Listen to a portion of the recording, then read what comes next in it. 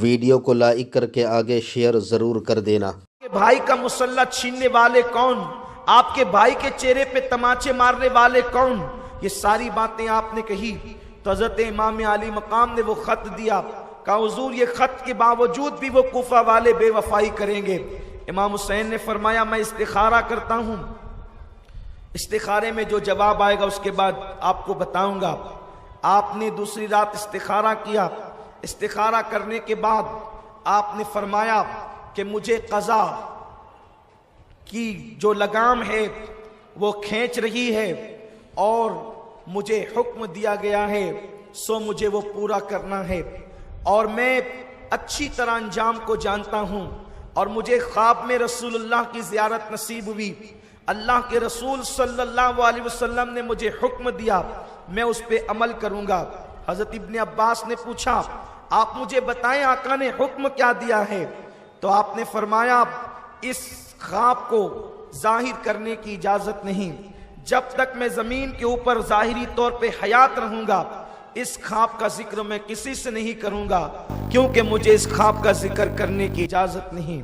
اس کے بعد حضرت محمد ابن حنفیہ جو مولا علی کی دوسری بیوی کے اولاد میں سے ہیں، یعنی مولا علی کے ہی بیٹے ہیں لیکن دوسری بیوی سے ہے، جب ان کو پتا چلا کہ امام علی مقام کوفہ جانے کے لیے تیار ہو گئے تو آپ اس وقت ایک تشت میں وضو کر رہے تھے۔ امام علی مقام کے غم میں اتنا روئے کہ تشت جو ہے آپ نے آنسوؤں سے بھر دیا۔ یہ کوئی مبالغہ نہیں، جن بزرگوں کی کتابوں کو محتاطین اہل احتیاط قبول کرتے ہیں، امام اہل سنت رضی اللہ تعالی عنہ نے جن کتابوں کی تصدیق کی ہے ان کتابوں میں بھی لکھا ہے کہ محمد ابن حنفیہ امام علی مقام کے سوتیلے بھائی وہ اتنا روئے امام کے غم میں کہ تشت بھر دیا، اللہ اکبر، کہ میرا بھائی اب شہادت کی راہ پر جاتا ہے۔ حضرت ابن عباس نے پیشانی چومی، ابن عمر نے کہا آپ نہ جائیں، یہ بھی مشورہ دیا گیا اگر کہیں جانا ہی ہے تو آپ یمن چلے جائیں، کوفہ کے مقابلے میں اہل یمن باوفا لوگ ہیں، اور بالخصوص یمن میں ہمدان کے لوگ بڑے باوفا ہیں، آپ وہاں جا کر کے رہیں۔ اللہ اکبر، زمینوں کی بھی کیسی خاصیت ہوتی ہے، اس لیے کہ یمن میں اویس کرنی کے عشق کی چاشنی موجود ہے۔ اللہ اکبر، ساری زمینیں یکساں نہیں ہوتی، کبھی زمینیں بنجر ہوتی ہے، کبھی زمینیں زرخیز ہوتی ہے، کبھی زمینیں پتھریلی ہوتی ہے، تو زمین کا اثر وہاں کے رہنے والوں کے دلوں پہ پڑتا ہے۔ اللہ اکبر، کوفے کی زمین بے وفا تھی، اس لیے کہا کہ اگر جانا ہی ہے تو یمن جائے۔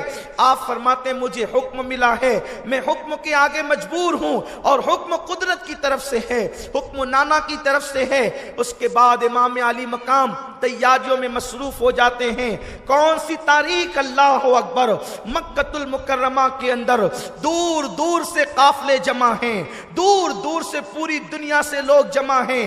آج تاریخ ہے، اللہ اکبر، کون سی تاریخ؟ جس تاریخ کو 8 ذی الحجہ کہتے ہیں، 3 سے لے کر 8 تک کے یہ 5 دن تیاریوں میں رکنے اور جانے کے معاملات میں گزرے۔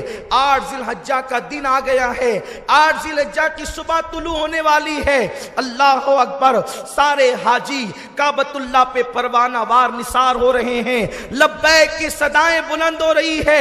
وہ امام حسین جسے حج کا شوق اتنا تھا کہ جس نے اپنی پوری زندگی میں مدینہ منورہ سے چل کر مکہ المکرمہ تک 25 حج پیدل فرمائے ہیں۔ اللہ اکبر، گھوڑے موجود رہتے تھے، اونٹ موجود رہتے تھے، پھر بھی امام حسین مدینہ منورہ سے پیدل چل کے مکے تک جاتے تھے۔ لوگ کہتے تھے امام سواریاں موجود ہیں پھر بھی آپ پیدل چلتے ہیں، تو میرے امام فرماتے تھے رب کی بارگاہ میں سواری پہ جانے میں شرم آتی ہے، کوئی بندہ بھی اپنے آقا کی بارگاہ میں شاہانہ شان سے جاتا ہے۔ اللہ اکبر، جس نے پیدل 25 हज किए हो, हज का दिन आने वाला है, लोग मिना को रवाना होने वाले हैं, लोग मचल मचल कर काबे पे निसार होते हैं और काबा है कि दुल्हन की तरह सजा हुआ है, चिलमने काबा से छन छन करके ऐसा नूर निकल रहा है कि यूं लगता है कि काबा ने, उस दुल्हन ने अहले ईमान को अपना जानिसार बना दिया है। लेकिन इमाम अली मकाम को कोई और ही जलवा दिखा दिया गया, जिसकी तरफ इमाम अली मकाम मुकम्मल तौर पर मुतवज्जे हैं, और वो काबे के जलवे की तरफ अब नजर नहीं करते, वो हाजियों के जलवे की तरफ नजर नहीं करते, इसलिए कि काबा बहरहाल काबा है, लेकिन यार के जलवों की बात ही जुदा है। जब यार बेनकाब होता है तो फिर कहां काबे की रानाइयां और कहां मिना के जलवे और कहां अरफात के जलवे, वो तो सब यार की खैरात है। अल्लाह अकबर। मेरे प्यारे आका अलैहिस्सलाम के प्यारे दीवानों, हाजियों, हाजी लब्बैक लब्बैक कह करके अल्लाह अकबर सूए मिना पढ़ रहे हैं। इमाम अली मकाम को अफसोस भी है कि मैं एक नफली हज छोड़ रहा हूं, लेकिन हुसैन का ज़मीर कहता है हुसैन नफली हज छोड़ दो, छोड़ना पड़े तो छोड़ दो, इसलिए कि नफल छोड़ा जा सकता है जब फर्ज सामने होता है। इसी दिन के लिए पाला गया था, इसी दिन के लिए कंधों पे उठाया गया था, इसी दिन के लिए जिब्रील को झूला झुलाने के लिए भेजा गया था, इसी दिन के लिए सजदे तवील किए गए थे, इसी दिन के लिए जबान चुसाई गई थी, इसी दिन के लिए हुसैन मिन्नी वाना मिनल हुसैन का नारा लगाया गया था, इसी दिन के लिए जुमा का खुतबा छोड़कर मिंबर से उतरा गया था, इसी दिन के लिए कहा था हुसैन का खून मेरा खून, हुसैन का जिस्म मेरा जिस्म, हुसैन से सुले मुझसे सुले, हुसैन की अदावत मुझसे अदावत, इसी दिन के लिए कहा गया था हसन हुसैन जन्नती जवानों के सरदार हैं, इसी दिन के लिए कहा गया था मेरे माँ बाप हुसैन पे कुर्बान हो जाएं। हुसैन ताखीर न करो, नफल हज छुट्टा है तो छोड़ दो, लेकिन फर्ज की तरफ बढ़ो, इसलिए कि नफल हज के बाद इंसान के दर्जात बुलंद होते हैं, लेकिन जिस फर्ज की तरफ तुम जा रहे हो उस फर्ज की बरकत से दीन का चेहरा निखरेगा, ईमान की रानाइयां बढ़ेगी, मुर्तद होने वाले और बेदीन होने वालों को दीन का जज्बा मिलेगा, दीन को तहफ्फुज मिलेगा, कुरान के अल्फाज को तहफ्फुज मिलेगा, कुरान महफूज रहेगा, अज़ानें महफूज रहेगी, नमाजें महफूज रहेगी, दीन को तहफ्फुज मिलेगा। अल्लाह अकबर। हुसैन अगर हज का शौक है तो फिर बांध कमरे हिम्मत पर कफन, कज़्म का कफन बांध, और अल्लाह अकबर वो एहराम बांध ले। हाजियों ने तो चादरों का एहराम बांधा है, तू अपनी कमर पर हिम्मत का एहराम बांध ले। हाजी अगर काबे के गिर्द घूमेंगे तो तू चल चल यार के जलवों के इर्द गिर्द का तू तवाफ कर। हुसैन चल चल, अगर हाजी मरवा और सफा की सही करेंगे और सफा और मरवा के नाले के दरमियान वो दौड़ेंगे तो तुझे मक्के से करबला तक के लिए सही करने के लिए इतना बड़ा मैदान दे दिया गया है। हाँ हाँ, अगर वो अरफात के मैदान में खड़े होंगे, हुसैन तेरे लिए करबला का मैदान है। हुसैन चल अपनी जिम्मेदारी को निभा। अगर वो 10वीं ज़िलहिज्जा को जानवर पे छुरी रख करके कुर्बानी देंगे तो तू अपने जवान बेटे अली अकबर की कुर्बानी 10 मुहर्रम को देगा, मासूम असगर की कुर्बानी देगा। हाजियों के लिए ताजिरों ने दुकानें खोल रखी है, हाजी खरीदता है, ताजिर बेचता है। तुझे भी करबला में दुकान लगाना है, वो तेरी दुकान इश्क की दुकान होगी और उस दुकान पर खरीदार बन करके कोई इंसान नहीं आएगा। तेरा परवरदिगार यूं फरमाएगा, इन्नल्लाह अश्तरा मिनल मुमिनीना अनफुसहुम व अमवालहुम बिअन्न लहुमुल जन्नह। अल्लाह ने मोमिनीन के जान और माल को जन्नत के बदले खरीद लिया है। अल्लाह अल्लाह। वो दिन के लिए मौला हुसैन 8 ज़िलहिज्जा को कूच करते हैं मक्कतुल मुकर्रमा से, और उसके बाद वो चंद नफूस पर मुश्तमिल काफिला मक्के से सुए कूफा रवाना होता है। इख्तिसार मलहूज रखते हुए मौला हुसैन रस्ते में है, एक शायर मिलता है जिसका नाम फर्ज दक था। वो कूफा से आ रहा था, امام نے پوچھا فرزدق کوفہ سے آ رہا ہے، کوفے والوں کا حال کیا ہے؟ فرزدق شاعر نے کہا امام ان کے دل آپ کے ساتھ ہیں، ان کی تلواریں بنو امیہ کے ساتھ ہیں، اس لیے کہ انہیں پتا ہے حق پر آپ ہیں، لیکن ان کی تلواریں بنو امیہ کے ساتھ اس لیے ہے کہ وہ دنیا کے لالچی کتے ہیں۔ ابن زیاد بدنہاد بانی فساد نے کوفہ کے جتنے بااثر بڑے بڑے لوگ تھے ان سب کی جیبیں بھر دی، ان کی تجوریاں بھر دی، انہیں خرید لیا، اور جو غریب عوام ہے وہ تو بہرحال آپ کے ساتھ ہے لیکن وہ کچھ نہیں کر سکتے سوائے بے کسی اور بے بسی کے، ان کے پاس کچھ نہیں۔ لیکن خوف و ہراس میں ان بدبختوں کا حال بھی یہ ہے کہ ان کی تلواریں بنو امیہ کے ساتھ ہو گئی ہے۔ مولا حسین آگے بڑھے، آگے بڑھنے کے بعد آپ کو اطلاع ملی کہ حضرت سیدنا امام مسلم شہید ہو گئے۔ آپ نے انا للہ پڑھی، لیکن آپ کے ساتھیوں کو پتہ نہیں تھا کہ مسلم شہید ہوئے۔ اسی وقت روزانہ کی طرح امام مسلم کی بیٹی آپ سے ملاقات کے لیے آئی، جیسے سامنے آئی تو امام علی مقام کے صبر کا پیمانہ لبریز ہوا۔ آپ نے اس بچی کے سر پہ ہاتھ پھیرا اور اچانک آپ کی آنکھوں سے آنسو جاری ہو گئے۔ لڑکی نے کہا بابا حسین آپ تو میرے ساتھ ایسا سلوک کر رہے ہیں کہ ہمارے خاندان میں ایسا سلوک یتیموں کے ساتھ کیا جاتا ہے۔ مولا حسین سے صبر نہ ہوا، سینے سے لگا کر کے اس بچی کو رونے لگے، بیٹی تیرے بابا شہید ہو گئے۔ اتنا سننے کے بعد اللہ اکبر وہ رو پڑی اور پورے قافلے کو پتہ چل گیا کہ حضرت امام مسلم کو شہید کر دیا گیا۔ کوفیوں نے وعدہ خلافی کر لی، وعدہ خلاف کوفی لا یوفی، انہوں نے اپنے سابقہ روایات کے مطابق وہی انہوں نے سلوک کیا۔ مولا حسین نے اپنے ساتھیوں سے کہا تم اس نیت سے چلے تھے میرے ساتھ کہ میں کوفہ جاؤں گا، کوفہ کا دارالامارت میرے ہاتھ میں ہوگا۔ کوفیوں نے بدعہدی کی ہے، وعدہ خلافی کی ہے، سو اب مصیبت کے پہاڑ ٹوٹیں گے، تکلیفوں کے بادل منڈلائیں گے، بڑی پریشانی ہوگی، بڑی مصیبتیں ہوگی۔ جس کا اندازہ میں کرتا ہوں آپ نہیں کرتے، جسے میں دیکھ رہا ہوں آپ نہیں دیکھتے، اس لیے میں تم سب سے کہتا ہوں جو جانا چاہے چلا جائے۔ لیکن آپ کو حیرت ہوگی کچھ لوگ مکے سے ساتھ ہوئے تھے، ان میں سے کچھ لوگ واپس لوٹ گئے، لیکن جو مدینہ طیبہ سے ساتھ چلے تھے انہوں نے کہا جان دیں گے حسین لیکن تجھے چھوڑ کر نہیں جائیں گے، آپ کے بعد جینا بھی کوئی جینا ہے، ہم ایسا نہیں کریں گے۔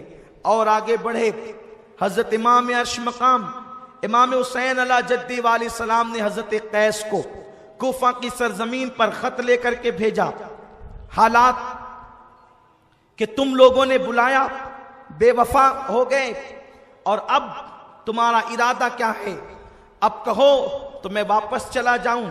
وہ خط ابن زیاد کے ہاتھ میں پہنچا، اس لیے کہ قادسیہ میں ہی جناب قیس کو پکڑ لیا گیا تھا، اور جب حضرت قیس کو لایا گیا کوفہ کے دارالامارت پہ کھڑا کیا گیا، اس نے کہا ابن زیاد نے قیس اگر اپنی جان کی بقا چاہتا ہے، جان کی حفاظت چاہتا ہے تو پھر کوفہ کے دارالامارت پر کھڑے ہو کر حسین کو اور اس کے ابا کو گالیاں دے، میں تجھے انعام دوں گا، تیری جھولی بھر دوں گا۔ قیس نے کہا ٹھیک ہے، اوپر چڑھے، اس لیے کہ خریدا سب کو نہیں جا سکتا، کیونکہ کچھ ایسے لوگ ہوتے ہیں جب کسی سے پیار کرتے ہیں تو پھر جان سے زیادہ پیار کرتے ہیں، اور پھر اہل بیت سے پیار کرتے ہیں تو پھر انداز جدا ہوتا ہے۔ اس لیے کہ مومنوں کی شان یہ ہے کہ وہ رسول اللہ کی گلی کے کتے سے بھی محبت کرتے ہیں۔ جب وہ نبی کے گلی کے کتے سے پیار کرتے ہیں تو پھر وہ نبی کی اولاد سے کتنا پیار کرتے ہوں گے۔ حضرت قیس دارالامارت پر گئے، آپ نے خطبہ پڑھا اور فرمایا لوگو حسین ابن علی وہ ذات ہے کہ روئے زمین پر اس وقت ان سے افضل کوئی ذات نہیں، اور یہ ابن مرجانہ خبیث ابن زیاد بانی فساد اس نے تمہیں ورغلا رکھا ہے۔ لوگوں آنکھیں کھولو، تم نے خطوط بھیجے، تم نے ابن رسول کو بلایا، تم نے دعوت دی، مہمان بنایا، اور تم کیا کر رہے ہو؟ جب یہ باتیں آپ نے کہنی شروع کی وہ غصے میں آ گیا اور جلاد کو کہا کہ اس کے ٹکڑے کر دے، اور جلاد آیا اور حضرت قیس کو اس نے شہید کر دیا۔ حضرت قیس امام علی مقام اور ان کے نانا پہ درود و سلام پڑھتے ہوئے انہوں نے جام شہادت نوش فرمایا۔ اس طریقے سے معرکہ کربلا کا یہ جو ہے چوتھا شہید تھا۔ پہلا شہید حضرت امام مسلم، دوسرے تیسرے شہید محمد ابراہیم، اور یہ چوتھا شہید اللہ اکبر۔ اور بھی لوگ اس درمیان میں شہید ہوئے، لیکن چونکہ یہ قافلہ حسینی کے لوگ تھے اس لیے ان کو کربلا کے شہیدوں میں شمار کیا جاتا ہے۔ میرے پیارے آقا صلی اللہ علیہ وسلم کے پیارے دیوانوں، امام عرش مقام کو 4 لوگ کوفہ سے آ کر کے ملے۔ آپ نے ان سے پوچھا کیا حال ہے؟ ان لوگوں نے کہا امام وہاں تو اتنا بڑا لشکر تیار ہے آپ کے خلاف کہ اگر ہم نے اپنی زندگی میں اس سے بڑا کوئی لشکر نہیں دیکھا، آپ کے ساتھ اتنے کم لوگ ہیں، آپ واپسی کا ارادہ فرما لیں، یا آپ ایک کام کریں کہ آپ کو فلاں فلاں حکومت کے کارندے مدد کرنے کے لیے تیار ہے۔ امام نے فرمایا نہیں، مجھے کسی کی مدد کی ضرورت نہیں ہے۔ یہاں میں ایک خاص بات عرض کر دینا چاہتا ہوں کہ یہ جو واقعات ہو رہے تھے، یہ چونکہ وہ دور اتنا سست رفتار تھا کہ خط پہنچانے کے لیے مہینہ بھر 15 دن کا عرصہ لگتا تھا، بلکہ کوفہ سے کربلا کا فاصلہ کوئی بہت زیادہ نہیں ہے۔ آج کے اس دور میں اگر کوفہ سے 1 گھنٹہ بس چلائی جائے، 1 سے 1.5 گھنٹہ، تو آدمی کربلا پہنچ جاتا ہے۔ کربلا میں کیا ہوا امام کے ساتھ یہ کوفے والی عوام کو پتہ نہ چلا۔ کربلا میں امام کے ساتھ جو ہوا، یہ جو جتنے دن تک کے یہ سب سپاہیوں کو اور افسروں کو پتا تھا، عوام کو پتا نہیں چلا۔ مجھے حیرت ہے جب 1 گھنٹے کا فاصلہ اگر اس کو زیادہ سے زیادہ آپ گنے تو پیدل چل کر کے وہ 1 دن کا فاصلہ ہے یا 1.5 دن کا فاصلہ ہے، تو ان لوگوں کو پتا نہیں چلا کہ کوفہ والوں کو کہ کربلا میں کیا ہو رہا ہے۔ اللہ اکبر! تو ہندوستان والوں کو کب پتا چل گیا کہ کربلا میں امام حسین ہے؟ کب پتا چل گیا؟ یہ پلید دشمنان اہل بیت اس طریقے کی بات آج پیش کر رہے ہیں کہ فلاں تاریخ میں لکھا ہے جی کہ فلاں مشرکین اتنے کربلا میں امام حسین کے ساتھ گئے۔ ہم نے کہا پلید نظر کر، تاریخ پر ایمان نہیں لایا جاتا۔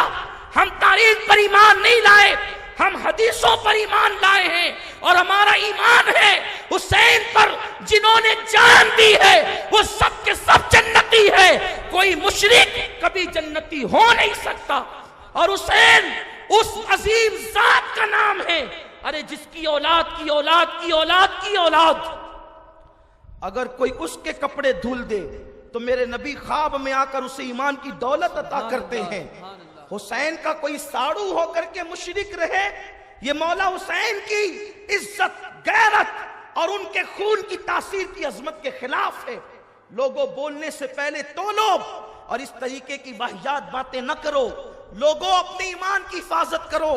کل تمہیں امام حسین کو بھی منہ دکھانا ہے، کل تمہیں سیدہ زہرا کو بھی منہ دکھانا ہے، اس لیے اخبار کے حوالوں پر کتابیں نہیں لکھی جاتی۔ اخبار تو کہتے ہی اسے ہیں کہ جس میں امکان صدق و کذب ہوتا ہے، جو سچا نہیں اسی کو اخبار کہتے ہیں۔ اس لیے اس طریقے کے آج فتنوں کا دور ہے، کسی فتنے کی طرف توجہ نہ کریں، ہم اپنے بزرگوں کے نقش قدم پر چلیں۔ تو عرض یہ کر رہا تھا، مولا حسین کو اطلاع دی گئی کہ وہاں تو بہت بڑا لشکر تیار ہو رہا ہے، لیکن لشکر کو لوگوں کو یہ نہیں بتایا گیا کہ یہ لشکر جائے گا کہاں۔ اللہ اکبر!